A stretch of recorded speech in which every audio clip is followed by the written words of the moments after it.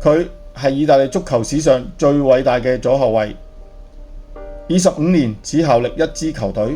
，5座歐洲冠軍，7次意甲冠軍，41歲先退休。但係呢位贏盡一切嘅傳奇，卻始終無法替意大利贏得任何國家隊冠軍。最令人唏噓嘅係，佢退出咗國家隊之後，意大利反而喺2006年奪得世界盃冠軍。今日就等我哋一齊回顧呢位 AC 米蘭永遠嘅3號。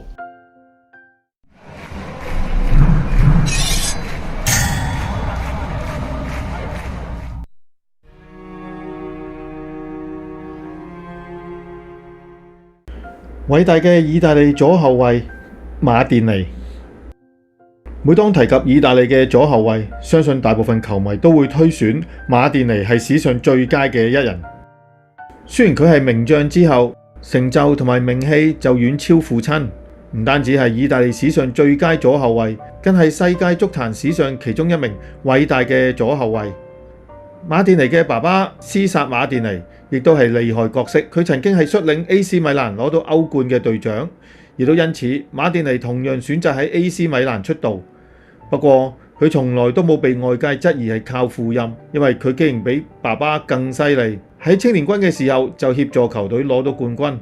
並喺16歲嘅時候首次踢意甲比賽，喺第2個賽季就獲得重用，並繼承爸爸嘅3號球衣。呢個時候佢只係得17歲。1987-88年賽季，馬甸尼同巴里斯等人組成無敵防線，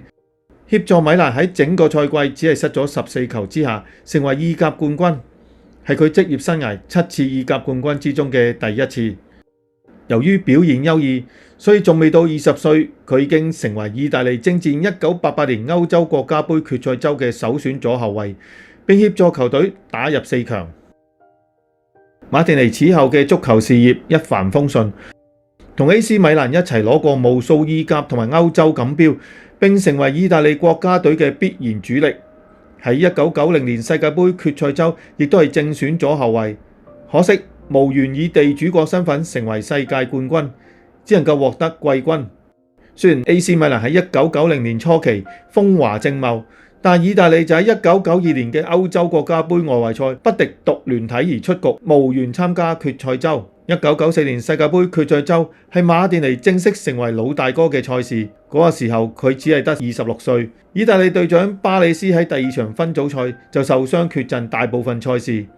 馬甸尼壓倒本嚟嘅王牌巴治奧成為隊長，從左後衛移到中路鎮守意大利後防，同巴治奧一齊多次拯救意大利並打入決賽。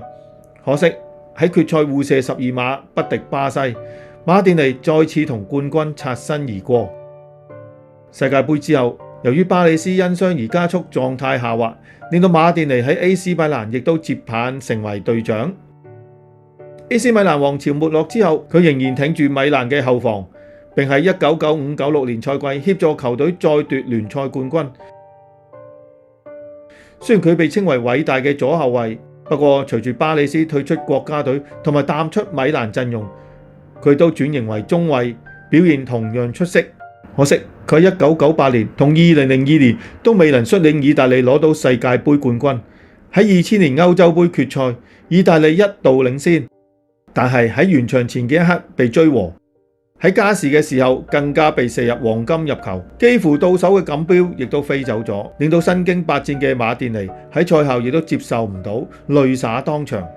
最諷刺嘅係喺 AC 米蘭贏盡一切嘅佢，卻未能為意大利攞到任何錦標，而意大利就喺佢退出之後2006年世界盃第4次奪冠，只能講話造物弄人。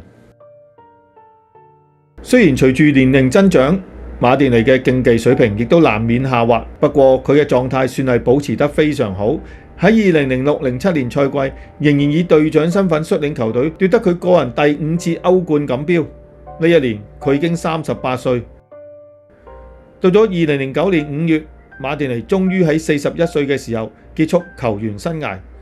佢喺最後一個賽季仲能夠踢32場比賽，並成為少數喺整個球員生涯只效力 AC 米蘭嘅人。為咗表揚佢嘅成就，所以米蘭喺佢退役之後亦都榮休咗3號球衣。馬甸尼一直表明冇興趣做教練，所以退役之後一直就冇擔任教練職務。縱然佢有職業級教練牌照，就算師兄安察洛提曾經邀請佢成為車路士教練團成員，佢都斷然拒絕。另一方面，佢成為美國冠軍聯賽球隊邁阿密老細之一，並喺2018年重返 AC 米蘭擔任管理層。相信有朝一日，若然佢成為球會主席，亦都唔係太意外嘅事。